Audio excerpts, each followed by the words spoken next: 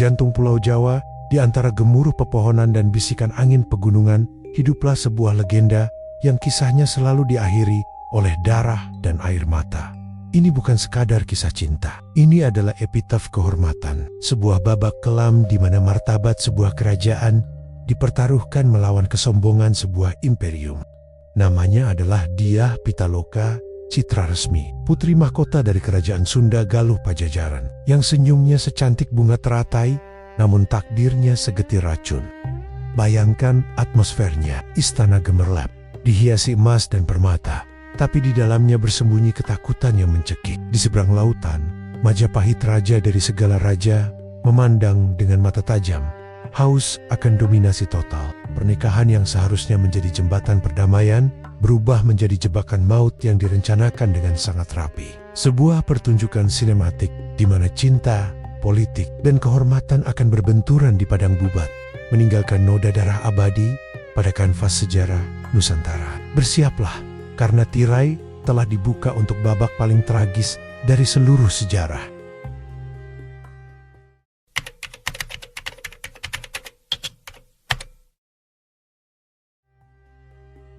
Pada paruh kedua abad ke-14, di jantung Tatar Sunda, lahirlah sosok yang kelak akan menjadi lambang tragedi. Dyah Pitaloka adalah buah hati dari Prabu Maharaja Linggabuana Wisesa, penguasa kerajaan Sunda Galuh yang sering disebut juga Pajajaran. Kelahirannya disambut dengan sukacita besar. Ia bukan hanya seorang putri, melainkan manifestasi hidup dari kehormatan Sunda. Sejak kecil, ia dibesarkan dalam nuansa spiritualitas tinggi dan didikan yang ketat, memahami betul bahwa darah bangsawan yang mengalir di nadinya mengandung tanggung jawab, bukan hanya kemewahan. Istana Kawali, pusat kekuasaan Pajajaran, adalah tempat di mana Dyah Pitaloka tumbuh. Di sana, hukum adat dan prinsip ciri sabda rupa. Maknanya, kata-kata adalah karakter dijunjung tinggi. Pajajaran pada masa itu adalah kerajaan yang mandiri, kaya akan rempah-rempah dan beras, dan yang paling penting, sangat bangga dengan garis keturunan mereka yang tak pernah sujud di hadapan kerajaan manapun. Namun, di sisi timur ada kerajaan Majapahit. Kekuasaan berada di puncak arogansinya jauh sebelum Pitaloka mencapai usia gadis. Seorang Mahapati bernama Gajah Mada telah mengikrarkan sumpah terlarang Sumpah Palapa untuk menyatukan Nusantara di bawah satu payung kekuasaan Majapahit. Sunda adalah satu-satunya entitas besar yang menolak tunduk. Dan penolakan ini menjadi duri dalam daging bagi Gajah Mada. Seiring Dyah Pitaloka beranjak remaja, kecantikannya yang legendaris mulai terdengar hingga ke pelosok Nusantara, melampaui batas-batas lautan. Kisah tentang pesona dan keanggunan sang putri Sunda ini sampai ke telinga Prabu Hayam Wuruk, Raja Muda Majapahit, seorang pemimpin yang agung namun rentan terhadap bujukan politik. Hayam Wuruk, sang raja, melihat Dyah Pitaloka, tetapi Gajah Mada, sang Mahapati, melihat sebuah alat untuk penaklukan dalam wujud sang putri. Inilah awal dari benturan kosmik yang akan merenggut ribuan nyawa.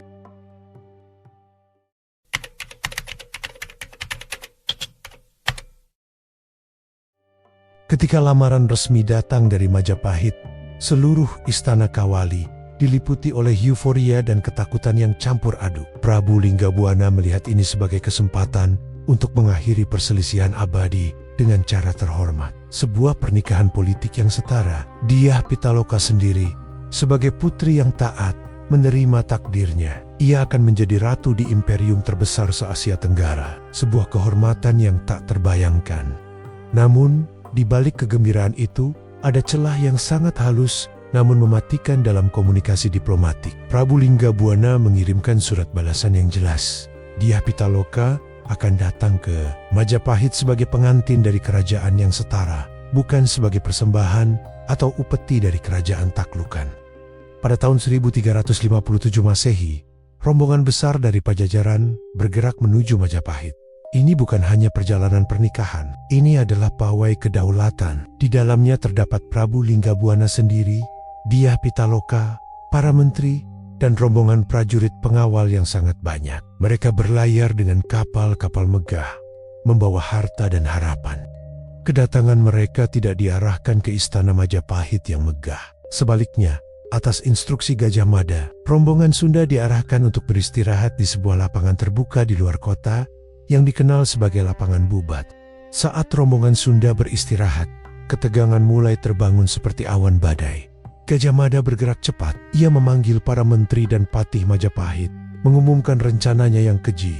Ia menyampaikan dengan tegas bahwa Sunda tidak datang sebagai sekutu, melainkan sebagai negara taklukan yang membawa upeti putri kepada Baginda Raja. Tidak ada pernikahan yang setara. Jika Raja Sunda menolak menyerahkan putrinya sebagai persembahan, maka kita akan menundukkan mereka dengan pedang. Kata-kata ini penuh ambisi berdarah, menghancurkan semua perjanjian diplomatik yang telah disepakati. Prabu Hayam Wuruk yang benar-benar mencintai Dyah Pitaloka dan ingin menikahinya secara terhormat, terperangkap di antara dua kekuatan, cintanya dan kekuasaan Mahapatihnya.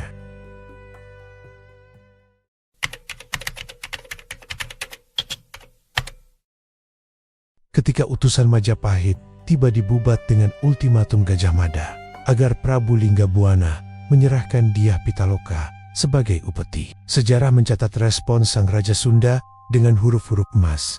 Prabu Linggabuana menolak dengan tegas. Kehormatan lebih berharga daripada nyawa. Jika ia menyerahkan putrinya sebagai upeti, Pajajaran selamanya akan dicatat sebagai negara taklukan. Lebih baik mati sebagai raja merdeka daripada hidup sebagai mertua raja taklukan.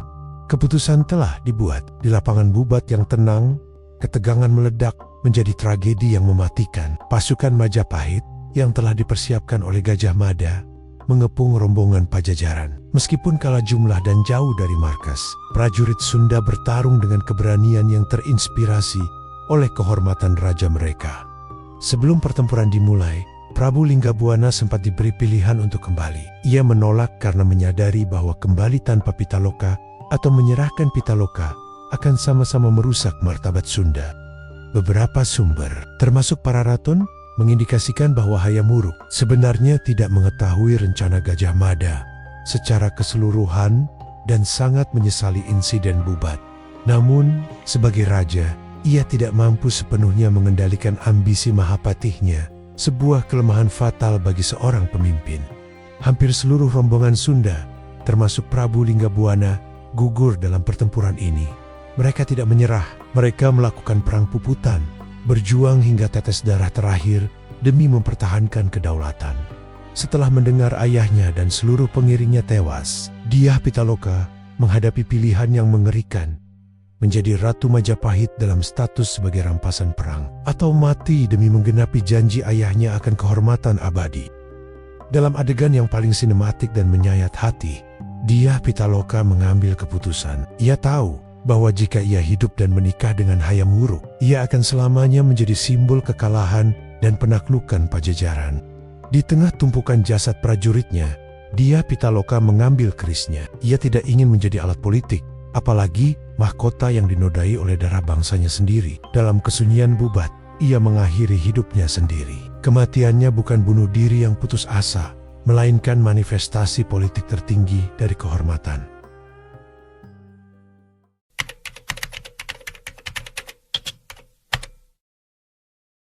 Tragedi Bubat segera menjadi momok yang menghantui Majapahit dan Pajajaran. Kematian Dyah Pitaloka dan ayahnya menghasilkan serangkaian teori dan konsekuensi yang mendalam.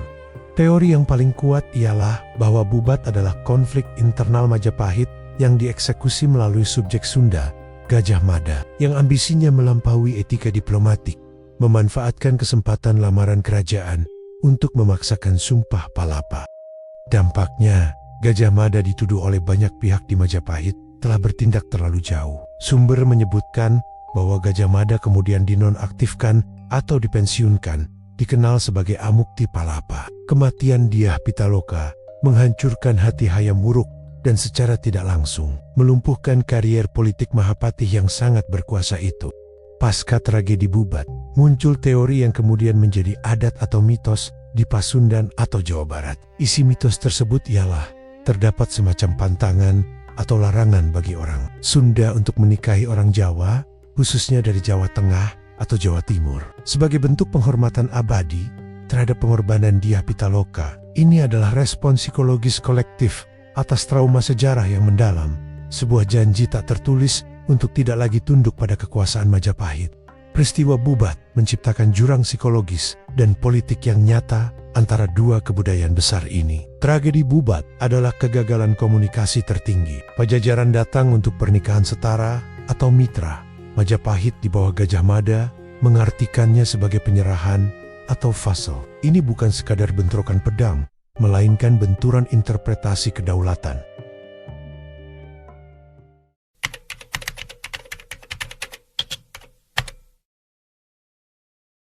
Prabu Hayam Wuruk sangat terpukul oleh tragedi ini. Ia kehilangan kekasih yang ia inginkan dan kehilangan kepercayaan dari sebagian besar rakyat dan kerabatnya sendiri. Ia memakamkan jasad Dyah Pitaloka dengan upacara kehormatan. Sebuah pengakuan yang terlambat atas statusnya sebagai seorang putri raja yang setara.